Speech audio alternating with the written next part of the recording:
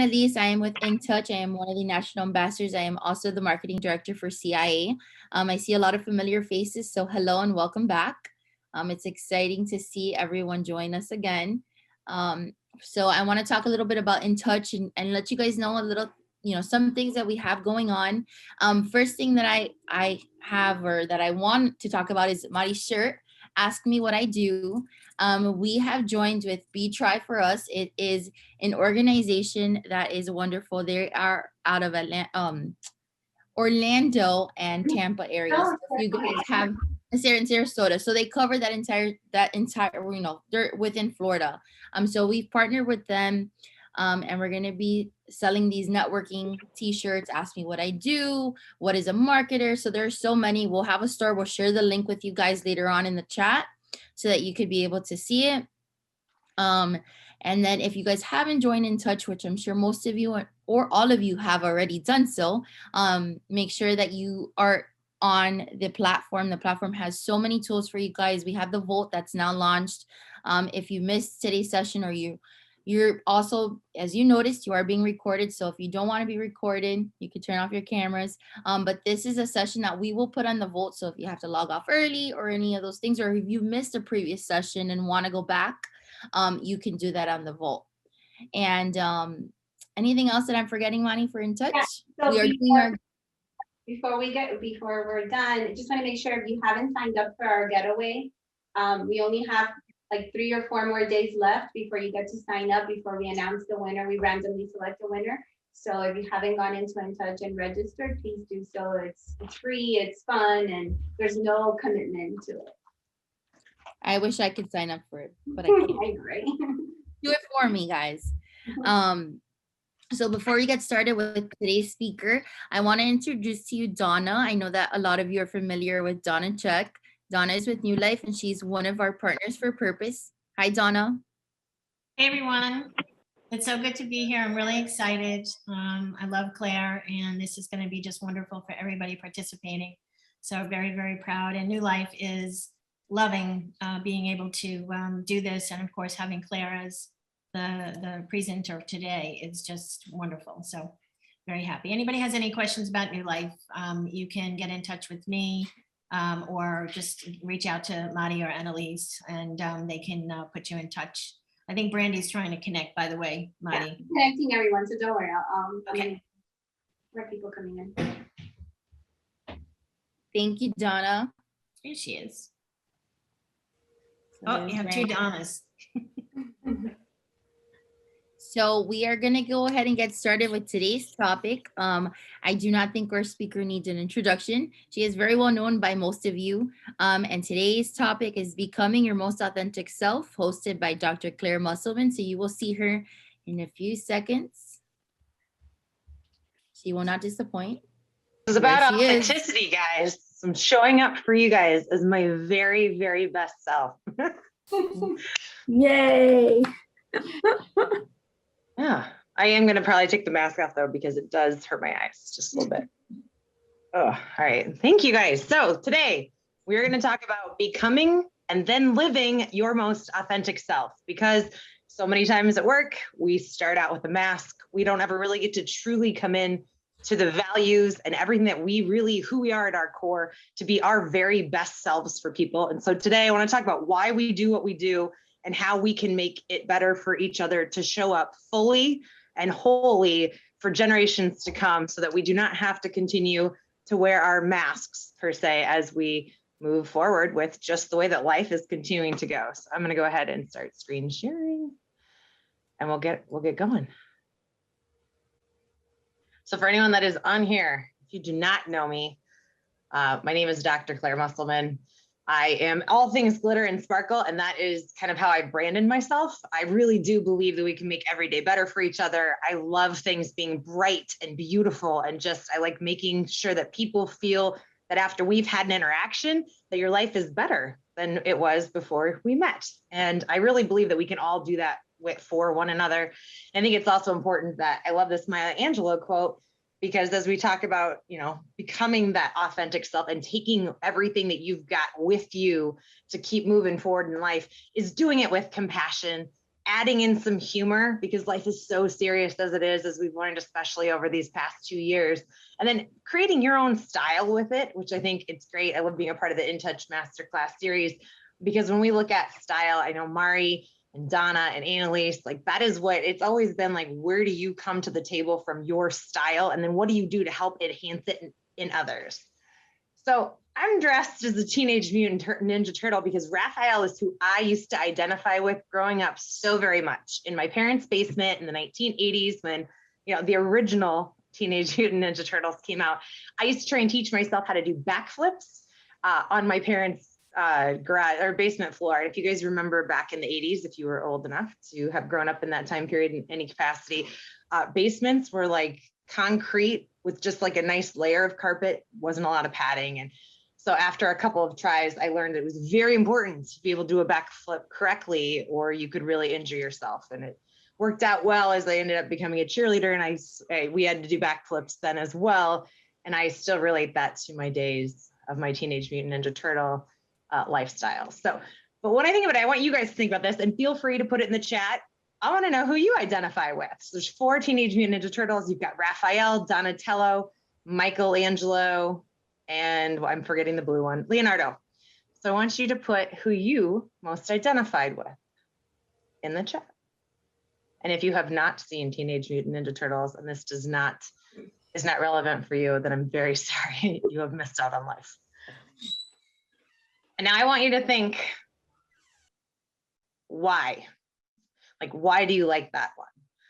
And so when I think about Raphael, I'm putting up 2 pictures. And of course, when you look at the newer Teenage Mutant Ninja Turtle movies, they're not as cute as they once were back in like the 1980s, but that's okay. I mean, they're all their own breed at this point. But what I really liked about Raphael when I was growing up is that I always found him to be fearless. I always found him to be strong. He tends to be like the super muscly meathead. I thought it was just awesome. All of the turtles like pizza, and I feel like that's just like a normal food group to like in growing up. But I also like that he was aggressive, and I put the exclamation points next to that because that's not a word that you're supposed to utilize if you're a female, because it is not a word that is thought of in a positive light in any capacity. But it's what I liked about him.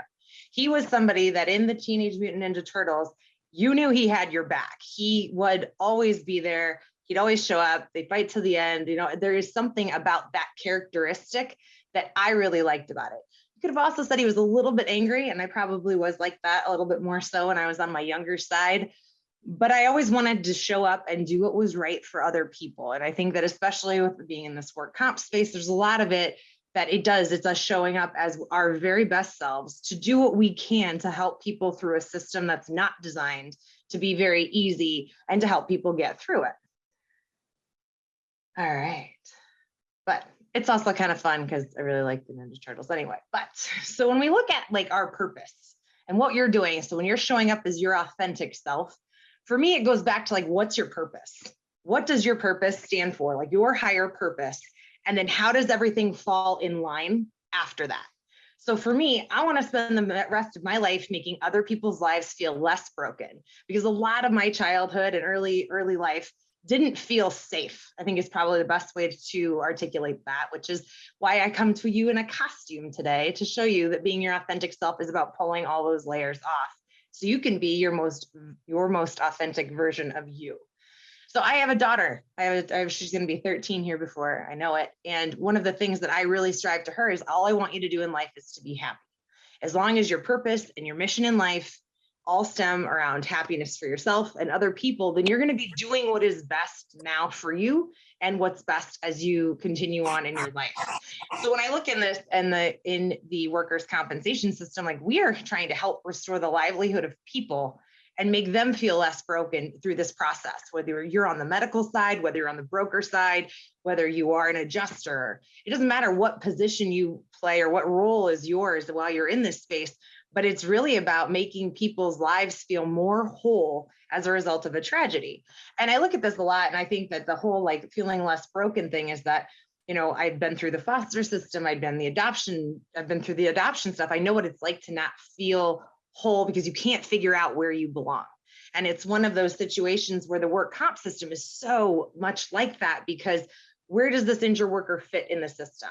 Sometimes they feel that their employer is upset with them when really that might not be the case, but it's a breakdown in communication. So what do we do from whatever seat you sit in the workers' compensation space to make sure that people feel that they do belong and we've got your back and we're here to make you feel safe so that you can feel like your very best version of yourself as you move forward through the recovery process. So again, all stemming back to like a bigger purpose and a bigger mission statement. So think, and if you don't have a piece of paper handy, I'm going to ask you to get one by the end of this, because we're going to do an exercise at the very end that you're going to want to be able to write. So think about this, like, what does your mission statement say? And what is your purpose for yourself? So going into the workers' compensation system. So when I say I brand myself as glitter and sparkles in the industry, because this is the picture of the industry. It's been this way for 100+ years, and we just need to do something to revitalize it. So started tagging myself as glitter and sparkles because we could have done anything to this photo to make it seem a little bit more bright and cheery and just less black and white and gray and dreary and hard to understand. Now, of course, the history behind the picture is actually not that at all, but this is what people think of, or they think that it's an outdated system, or they think that there's all this paper and it's not a fun place to work in, but we're all here and I have a great time every day I show up to work. I mean, I get to wear a Ninja Turtle costume today. So it's how do you then take your purpose and mission and visualize it? Because I think of this picture every day at work, and what can I do to make sure that people don't see either my team or my organization or anybody that I get to interact with within social organizations or philanthropy, anything like that, so that we don't end up in a society that feels like this is what life is. So I ask you now to take a time to try and find a visualization that will work for you, whether it be a photo, whether it be something you can do like a vision board, or something that you can see that's going to remind you about why your authenticity is going to be so important as we move forward in life. So when we define authenticity, does anyone want to give me their definition of authenticity? Donna, I can see you, so I'm going to ask you first, and I know you'll speak up. What does authenticity look like to you? Authenticity is, I believe it is something that is deep within inside of you, that is natural, forthcoming,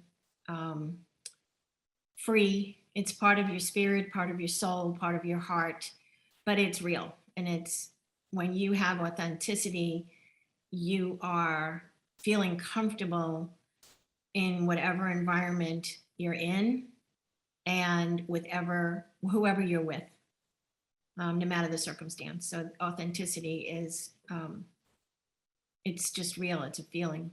So that's my interpretation. I like that. Thank you. Tandeka. I'm just going to ask like 3 or 4 of you guys, and then we'll move on. So I think authenticity is just who you are at the end of the day, when you wake up in the morning, just that first person that you are, who you are. And we hear a lot about bringing your authentic self. So I think that means just bringing that person, that belief system, your values into different spaces that you walk into without compromising or changing them depending on the environment that you're in. So you don't have to put your mask back on so you can go to work? Exactly. Andrea, what about you?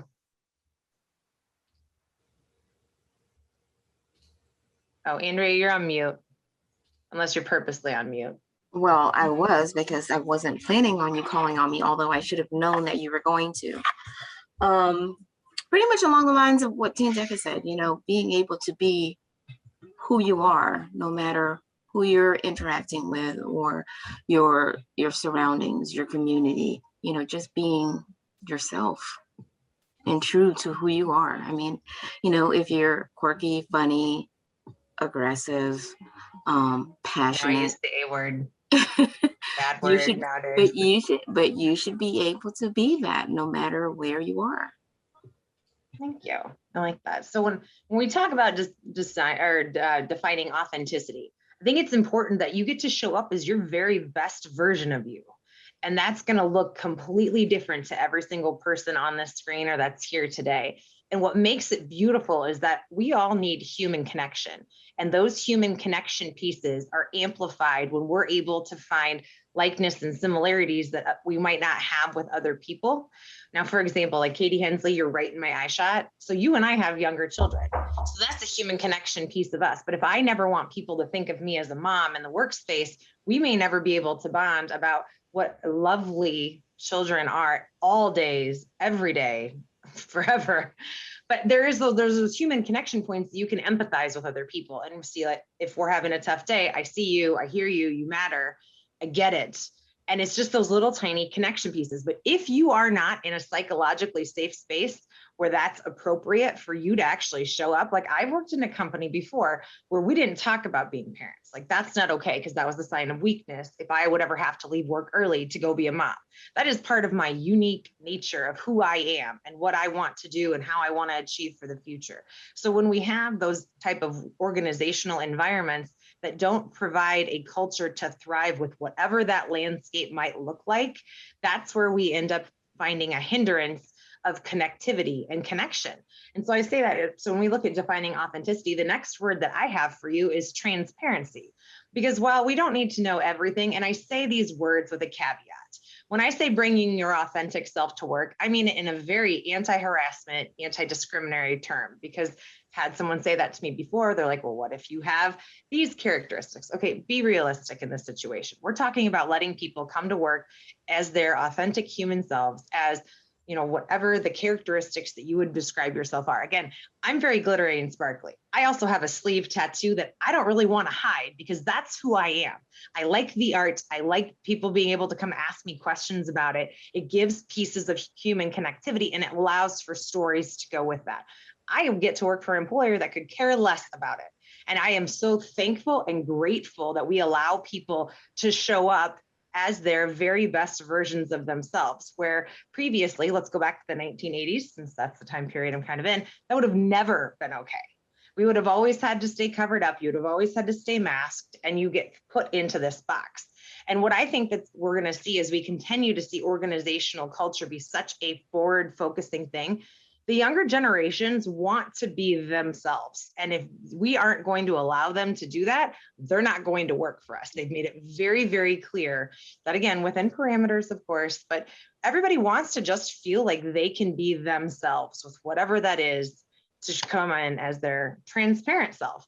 And I say that that comes with a little bit of vulnerability. The very best leaders I have worked for have showcased periods of their life that things haven't always been perfect.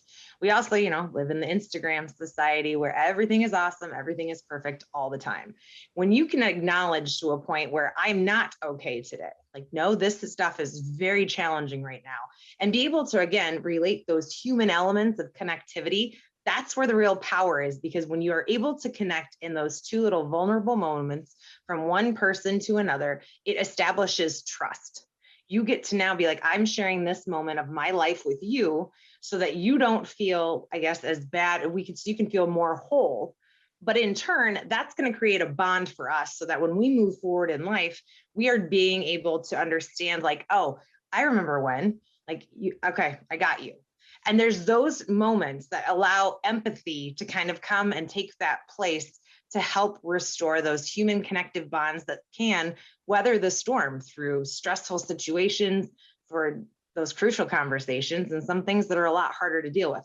They're also the very best moments when you want to celebrate wins because you've got your people. And so that's where, when we look at authenticity, that human connection component is where that authenticity piece comes. And the more we can live in our very best versions of ourselves and show up as who we are, the better the organizational culture is going to feel from a psychological safety standpoint, because we're all getting to be the very best versions of us. It adds value too. It shows to you, the people within your teams and your organizations, I see you, I hear you, you matter. And that's a value add. Shonda Rhimes says this, and I love this. This is on my mirror right now because I tend to have affirmations in my room at all times. But right now is own who you are and what you've done. So that's the good, the bad, and the ugly. And so I think that as we continue to go through this conversation, we're going to talk about mentorship here in a few minutes. It is owning who you are. I have made some mistakes in life. You can probably Google and find them. I'm lucky enough that we didn't have Facebook around when I was in college. So lucking out on some of those situations where, you know, if I could tell my younger self what, but I can own that. And I can own the situations that I've made because I don't want other people to live the same narrative that I already did. So if I can help somebody by owning some of the mistakes that I've made and say to like Jessica Smock, hey, Jessica, I've done that before. Here was the outcome. This is what happened to me as a result of it. So I hope that you do not take that path, because what I've learned in this, and this is fascinating to me through a lot of my doctoral research, was a lot of the C-suite executives didn't want to mentor people because they didn't have time or they didn't really care what happened to their organization. It was very interesting. Like they had their pie, so they were going to move on and just kind of didn't matter what happened next. If we're going to have a society and organizations that thrive, we've got to do a good job of sharing our failures so people don't repeat what we've already done. I would rather have people like Jessica go fail in a different way so that you can go be innovative and try something that we haven't done before. But the only way that we can do that, whether it be through speaking or trying new technology or trying to bring teams along or change management, there's a plethora of things you could think about in this capacity. But owning the mistakes that we made along the way, or hey, here's what happened when we tried it at this point of time, in this manner, at this juncture. Here's what I would suggest you do. You try it differently. I think maybe it could make a better chance now. Or, hey, we tried to execute change way too quickly and it failed and everybody left and people were really upset. But if we are able to share these stories when life's not perfect, it allows a space for other people to try and create an innovative way to move forward that we haven't already done. But again, it's owning the mistakes that you've made and then being willing enough to share them with others so they don't do the same thing. And owning what you've done. One of the things that I think is very interesting is that we as humans sometimes have a hard time being like, oh, yes, I did that. Like I did that. Like I'm still getting used to being like, oh, Dr. Claire. Oh, yeah, I did that. Okay, cool. But if you're able to own your successes, it allows other people to own theirs. And that's something that I think has a lot of power, because what we do and how we show up, there's a lot of other people that see us. And I always think of my daughter in this capacity, where if I can show up, and she's going to kill me today when I have to go pick her up from church camp, but I'm totally showing up like this. She's going to be like, Mom, be like, I don't care. I get to be the embarrassing parent today. And I wore a Teenage Mutant Ninja Turtle costume to work, but it's okay, because then she's like, that's my mom. All right. Okay. We can do fun stuff in life. But for the other people that get to see you just owning it, there's some power to that, because it allows creativity in other people to thrive as well. I consider it like nurturing soil, because it gives you a great place to grow and allows others to thrive next to you, because flowers don't compete next to each other when they're blooming. They just simply bloom. So everyone can have a piece, can sit at the table and be beautiful and bloom in whatever way possible. But it's up to us, when you're coming as your most authentic self, to be able to set the stage for that, so that you can really enhance other people's lives by allowing that to be your authenticity that you bring to the table.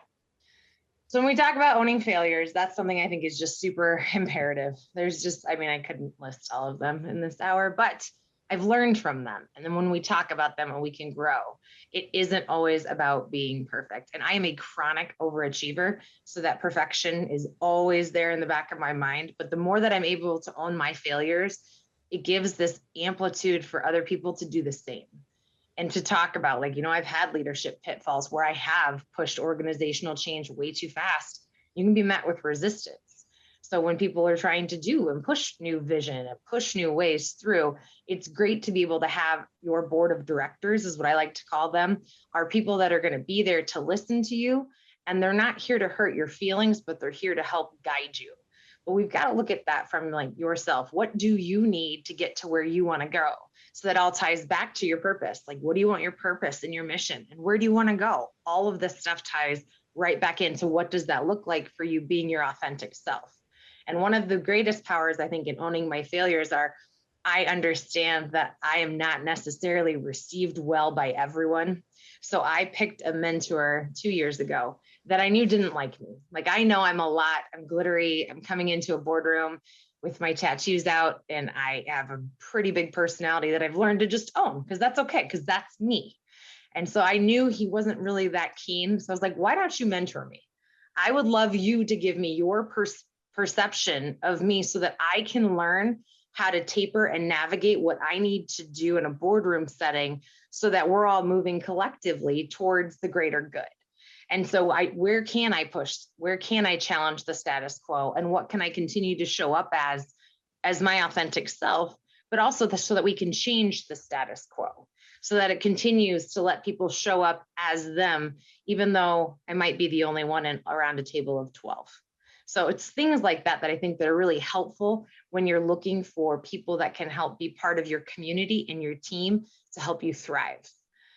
When we talk about balance is always a good one. So the work-life balance. So I continue to think that as long as life is aligned with your purpose and your mission and your values, and everything falls into place, that's what I consider balance. Now, some other people might say, oh no, work-life balance is I work 8 to 5 and then I'm with my family. That's not my jam, and I'm okay with that. But I think we also have to look at it from different perspectives where people are going to value different things at different points of their lives. I have the opportunity to educate younger children or younger college students when they are coming in to do public speaking with me. And one of the things that I love to hear is what is important to them right now. Like, are you looking to just get out of college and graduate and go do sales? Do you just need to learn how to interview in front of somebody? What do you want your life to look like? And they have such different values, even at that age, that it's important to recognize what a balance would look like for them, as well as with anyone within your organization.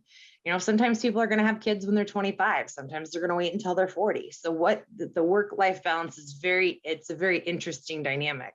Some people might not have kids at all. And some people might want to be workaholics their whole life.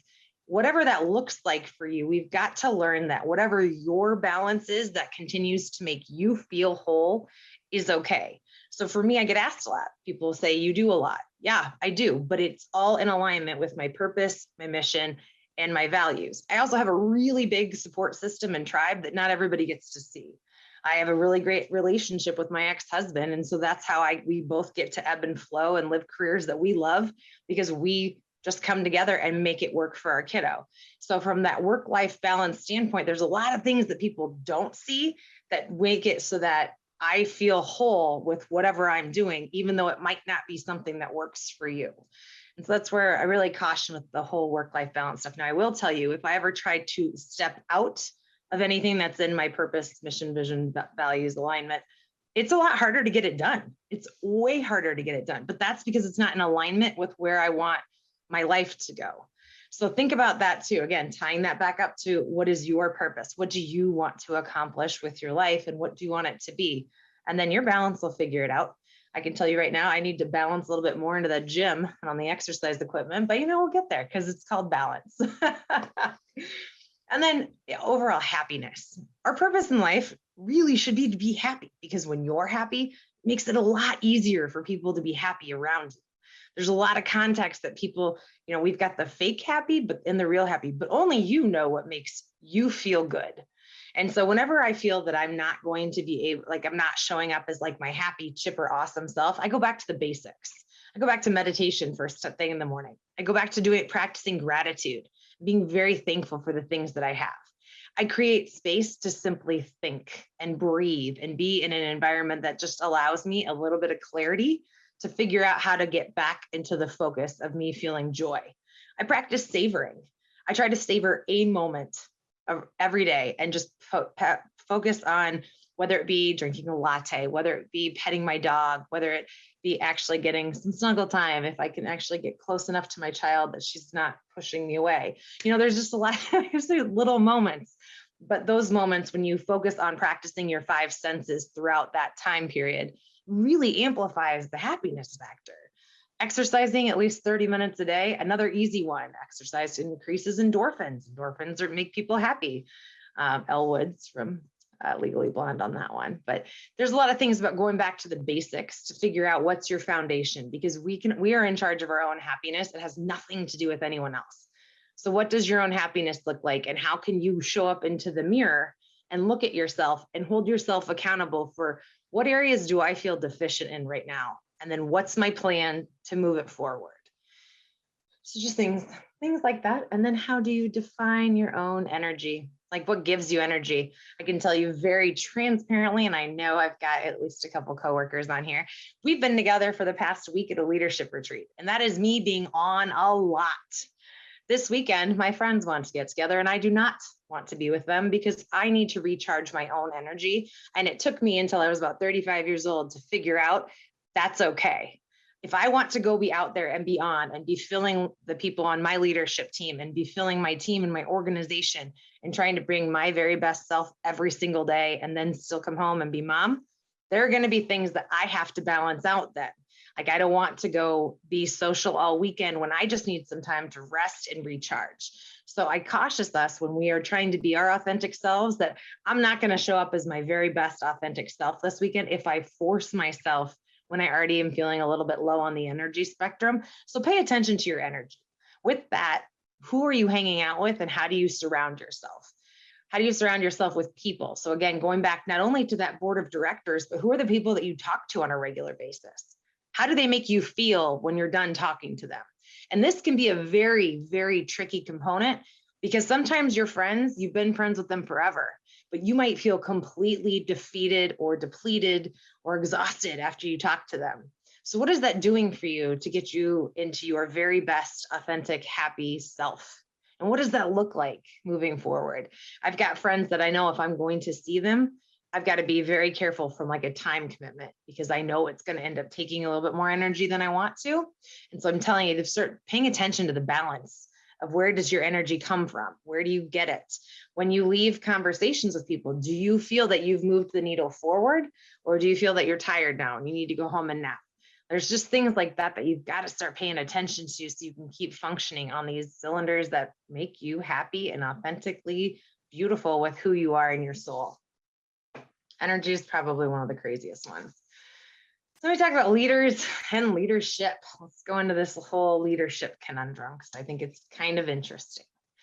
So there are leaders and then there's leadership. There are lots and lots of leaders in the world. There's not a lot of leadership.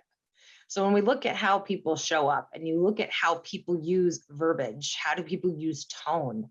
How do people show passion, purpose? How do they make their teams feel valued? Those are the things that if, as you're trying to, I don't know, fine tune what you want to show up as for your very best authentic self, start paying attention to that. And then if you have things that you see in other people, what are those characteristics that you admire? So if you've got your paper handy, think of one person, one leader that you admire because of their leadership, not because of their positional power, but think of someone you admire. It doesn't have to be a formalized leader position. Like I love Shonda Rhimes. Not that I would call her like a leader in my life, but I do. I like that she took a year and said yes to a lot of things that made her feel uncomfortable. So there's aspects of her life that I'm always like, yes, I like that. Or that she left ABC when she didn't feel like they were created, that she didn't feel valued anymore. There are very specific things that I think of when I admire Shonda Rhimes, that those are the components that I still want to make sure that I add into my life. Like if I'm not feeling valued, did I go ask for it? What did I do to try and change it on my own? And then sometimes you have to know when to walk away. Those I think are very interesting attributes that she possesses that I admire very much so. And I like that she just talks about how you have to be in charge of where you are going to go to get yourself moving forward. So let's hear from, who do you admire? Lisa Rice, give me someone you admire. Not to push you on the spot, but actually you. When I first met you, I knew we were going to be great friends, and just seeing all the stuff that you do and pushing our industry to, in a positive atmosphere. It's just, to me, it's amazing. And you're always happy and energetic, and the little things that you do, you don't realize how important it makes that person feel. Oh, thank you very much. I did not ask her to say that. I just want to say that. All right, Stacy Piazza, I have not seen you in forever. Tell me, who do you admire and why? Oh. I can't hear you, Stace, but you're not on mute.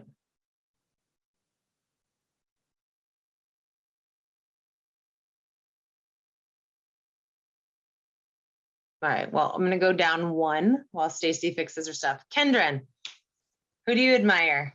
Bet you're super excited that you met me last month. The first person that came to my mind was my mom. She's the type of person that will always put other people first. She has the busiest lifestyle. She has 5 kids.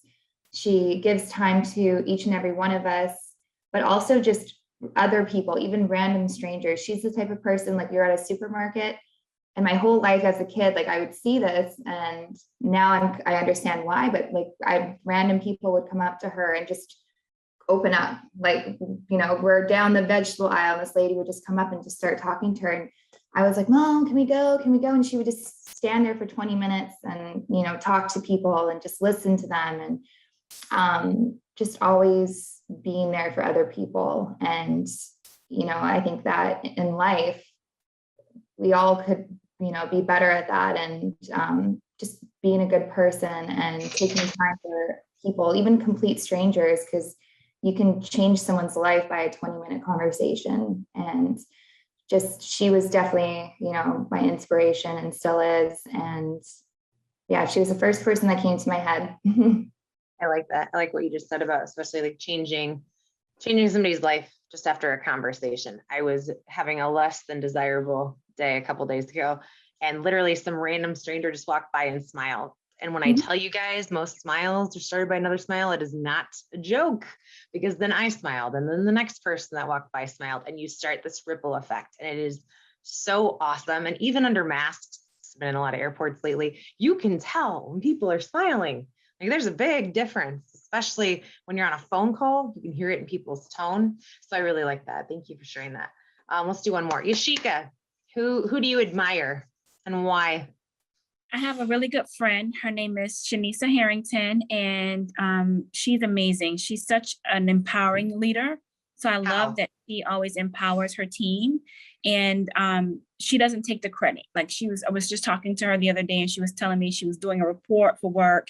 And normally when the report is done, the person who turns it in, the manager, turns it in, and they think, oh, the manager's done all this great work. But when she turned in her report, she highlighted how her team contributed to the completion of the report. And she educated her team on why things that they were doing all along were important to what she was doing. And so I just love the fact that she empowers and she educates. And I think as a leader, you can't have better attributes than doing that.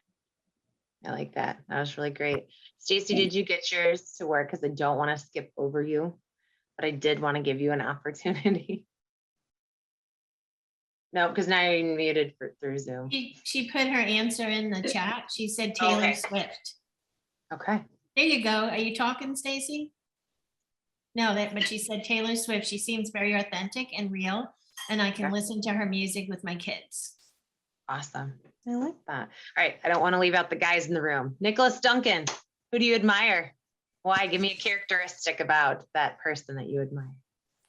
Well, there are a lot of people who've kind of influenced, but somebody that I have grown to admire are a couple different people. One for me has been RuPaul, has been kind of a role model, as a queer man myself, to be able to kind of see somebody be just who they are authentically at all times and be real has always been very encouraging to me. And then most recently, a new friendship that I developed kind of also gave me a different direction and focus. Of course, you know that I'm going to say you, Claire.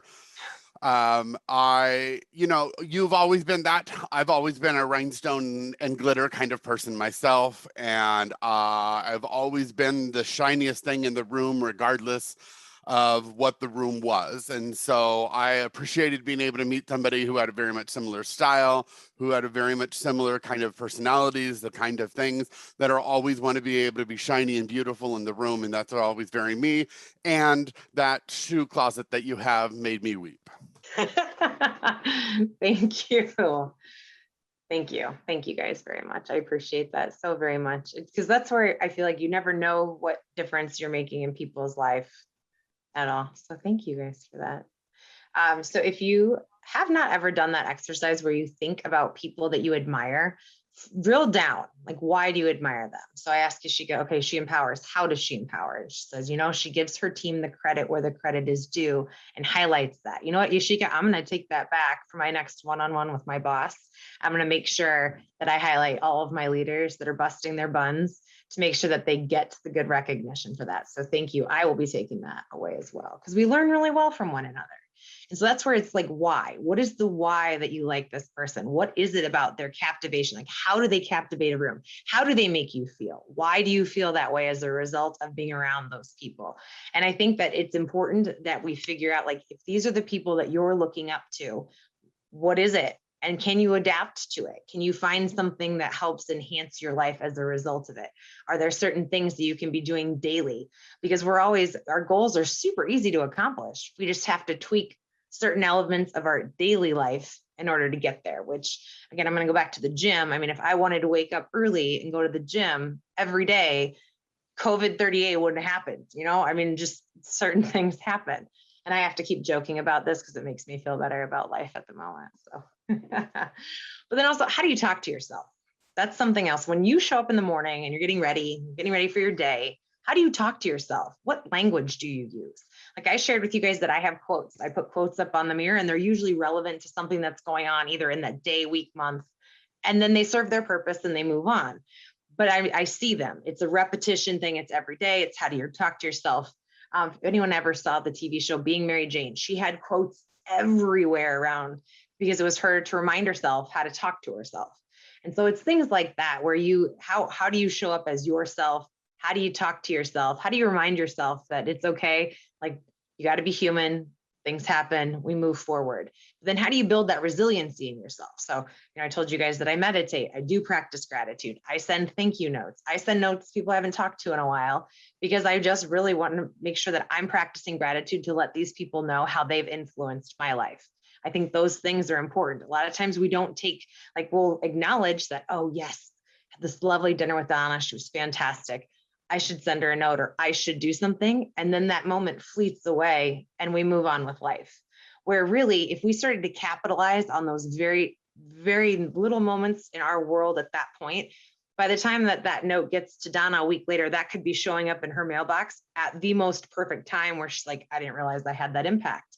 I don't remember actually saying that, but it can then, like Kendra was talking about with her mom, can change the trajectory of what has gone on in Donna's day, week, or month. So not only do you feel good in the process of writing it, when Donna gets to receive that, it's for them something completely different, but that's an authentic moment that you felt. And it's recognizing that and providing a value in that moment to make cool things happen again, as a result of things. So when you think about, those are just some little tidbits and things that I think about. Mentoring, if you were, Suri wants to chime in on this. Mentoring, if you do not have a mentor or you don't mentor, I challenge you to do both. When you walk away and leave here today, I mean, Tandeka can put in the transitions if you need a group to help you get going. But also I challenge you to find 52 people to have coffee with in a year. You will learn so much from 52 cups of coffee. You could do just a half an hour once a week. Find people that you wouldn't normally meet with. Because it's great to have coffee with your friends. It's great to have people that roll in your same social circles or your same organizational culture or your same industry. Find people that you wouldn't normally go to because they're going to teach you more about yourself from a completely different landscape than you would ever have thought possible. I do this with our college students. We lead a track here in Des Moines called Women Lead Change, or it's a conference that occurs in October. And I have the pleasure of leading the student track. And so I always say, go to the people that you want some advice from, but then I also go find somebody you would never, ever think of reaching out to. Like, for example, I don't have a big finance IT background. So I would go try and find somebody who's an actuary and start hanging out with them and doing my 52 cups of coffee, because they think differently and they can add value to your life by helping you challenge in how your thought process is and how they see the world, because this will help grow your landscape and helps you with you. Especially if you can show up as your authentic self, because they're going to help you see things in a completely new light. It's a very fun challenge. So I would ask that. So how do you find a mentor? Again, finding people with who do you admire? Why do you admire them? Are there people that could be better suited for you? Like I told you, I found one because I knew that they didn't like me. And I thought that, and I say that in a way that like I could tell our energy just didn't hit. And so I wanted a better understanding of how I was being received. And so I was very transparent with that gentleman too, when I was like, I just feel like we don't jive. He's like, we do not. You are very different than I am. It's like, perfect. Then will you mentor me? Because I would really like to understand your perspective and what I could do to help myself move forward in life. And what does that look like? So you've got to be able to put yourself out there and be vulnerable in those situations. I knew that one might not end well, but it did. It was great. And now we continue to work on our mentoring, and it's great. I also think you should all be mentors. Like, yeah, it's great to go get one, but you can also learn a lot about yourself by helping others. And there are so many people. It's not an age thing. It's not a position thing. There is so much that we can learn from each other based upon our personal experiences to help people grow, develop, bloom, and feel comfortable being who they are within whatever space that they sit in. Psychological safety is probably the biggest piece that I think makes us the most authentic. One of the things that I tried to do within my organizational teams is to let people show up and talk. Because sometimes there is, once you have a title or once you have a certain position within a company, people stop talking to you and they are afraid to come talk to you about things that matter because it's not necessarily a safe environment. So whatever you work in or whatever you operate in, try to create that psychological safeness so people can come and be their authentic selves. What does that feel like? How do you feel good or psychologically safe when you're with your leadership team, your organizational team, any organizations that you're a part of? What does that look like? And by you offering a little bit more of a sliver of your vulnerability into who your authentic self is, might be exactly what's needed for other people to be able to do that exact same thing. Yes, strategic truth. There is strategy in trying to create a psychologically safe space in utilizing small components to help drive mission, vision, values forward.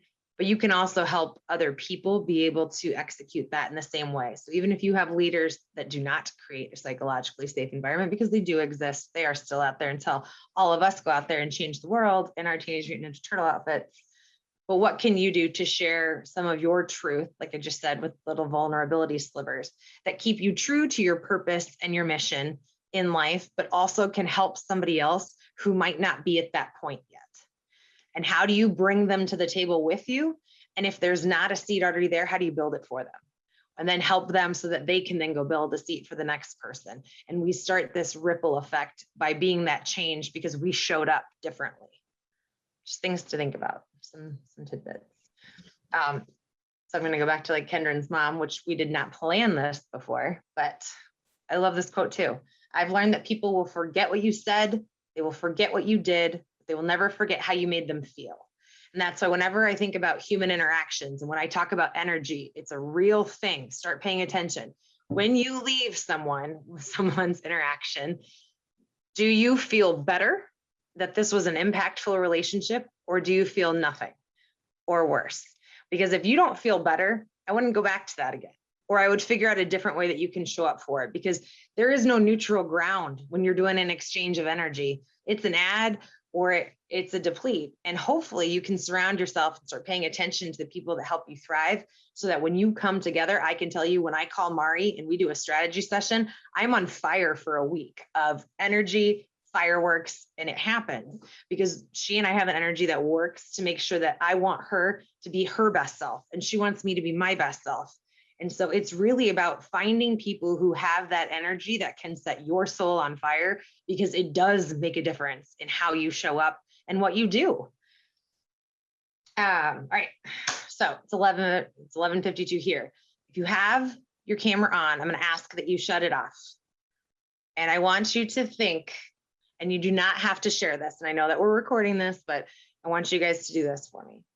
For the next 2 minutes, and I'm going to time this, I want you to write, if you really knew me, you would know. And I want you to write fluidly. I want you to write about, if you really knew me, like you would know that I grew up in the foster care system. If you really knew me, you'd know that I love my daughter more than anything on the face of this earth. It can be anything, but I want it to be authentic and true to you, so that people so that you can look back on this and think about how this can impact where you go next. How does your purpose in life showcase? What does this mean as you move forward? Who do you allow to see this part of you? And what would be different if people did know that this was who you really were? I'll bring you guys back in 2 minutes.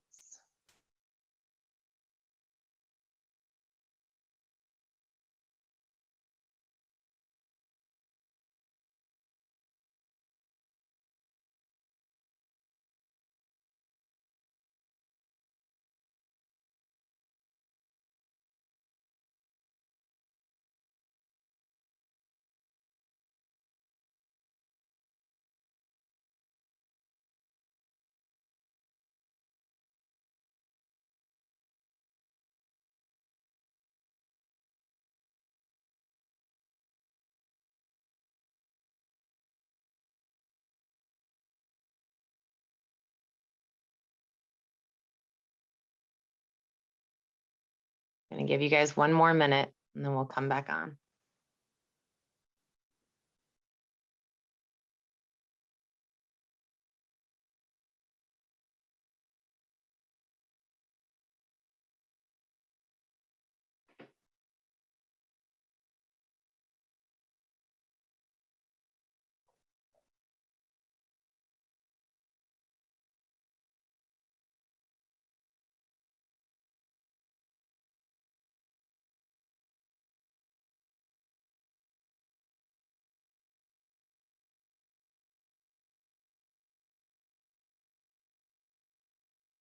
All right, I'm going to go ahead and bring you guys back.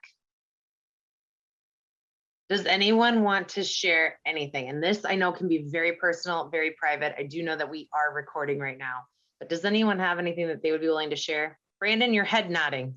I see you. Oh, but you're on mute. Probably because you're on your phone. I'm getting off mute. I was finishing my my little paragraph. If you really knew me, you would know that I had a difficult childhood and that I was not from a lack of family support. It was overcoming and adapting to the disability, cerebral palsy that I have. And I was lucky that I could learn how to adapt to the difficulties I faced and kind of find humor in the challenges I faced. Brandon, that is beautiful. Thank you so much for sharing that. And I've gotten to know Brandon over the years. I did not know that. This is an exercise that I would challenge, especially if you're a leader of an organization or you're a leader of anything. This is probably one of the most beautiful things that you can do if you want to try and create some psychological safety with your team. And you as the leader should always go first. But there are some amazing things that you can learn about people if you give them the space to be able to show up as their very best authentic self. You will learn things that you would never, ever get to know about people. And it will help you relate better. It will help you lead better. It will help people show up for you in the best ways possible, because you also are going to be there in that capacity with. I do this at the National Leadership Academy with a group of high school, college students, and we sit in a circle and everyone gets 2 minutes and we just let things flow. And I will tell you, it is like the most beautiful, heart-opening exercise that you can do, where people really, like, the more honest that you get to be about sharing who you are. And Brandon, that was awesome. So thank you very much. Again, not planned, but this is where people can show up as their very best versions of themselves. And we come as we are, and everything that we show up with, we should be able to help each other bring that out, because keeping it in isn't always the greatest thing ever. And we all have a story. Everybody has a story. So how you continue to do this is what's next and what's up to. I need to be able Claire, can I go next? Yeah, Mari, please. No, I don't like to talk.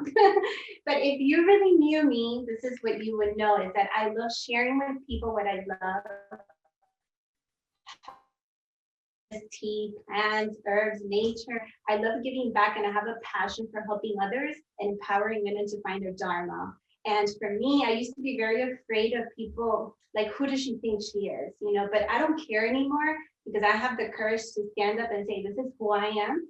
And I've met myself, and I'm going to live myself and be herself fearlessly. Like, this is me, and this is who I'm going to be. And I'm not going to be afraid. I'm a dreamer too. I'm a huge dreamer and I want to apologize for that. I love it. I love it. That's where you got to show up your shirt. All right, I got one more. Does anyone else want to share? Yeah, this is Al. I can share something real quick. If you really knew me, you would know that I'm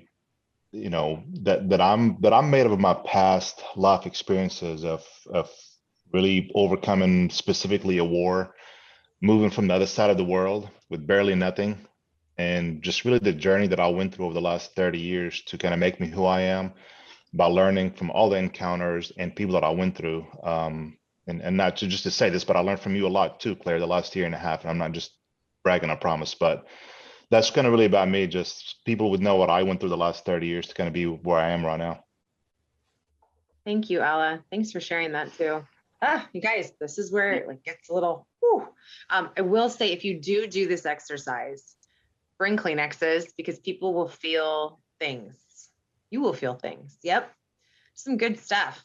And if you did, and you didn't get to, if you started to feel things and you didn't get a full, your full time to write, take a few moments and journal on it, because I think it can really change your life. When we talk about these single pivotal moments that can change the trajectory of your life, here's one for you right now. So I hope that you guys can take that with, and also kind of like what Mari just said, this is my absolute favorite quote to end with, because I believe that Apple wrote this for me a long time ago, and I just had to find my people to help get there. But here's to the crazy ones, the misfits, the rebels, the troublemakers, the round pegs and square holes, the ones who see things differently. They're not fond of rules and they have no respect for the status quo. You can quote them, disagree with them, glorify or vilify them, but the only thing you can't do is ignore them, because they change things. They push the human race forward. And while some people may see them as the crazy ones, we see genius, because the people who are crazy enough to think that they can change the world are the ones who do. And so with that, I thank you for spending your last hour with me. I adore you all. I want to hear from everyone. I want to hear more about you. And thank you for your time, Mari, Annalise, Tandeka, Donna. Thank you guys. Thank you, Claire. Amazing. Awesome. Thank you so much, Claire. Love you so much. Thank you. So Thank awesome. you, everyone. Thank you, everybody. Thank you. Bye, guys. Thank you.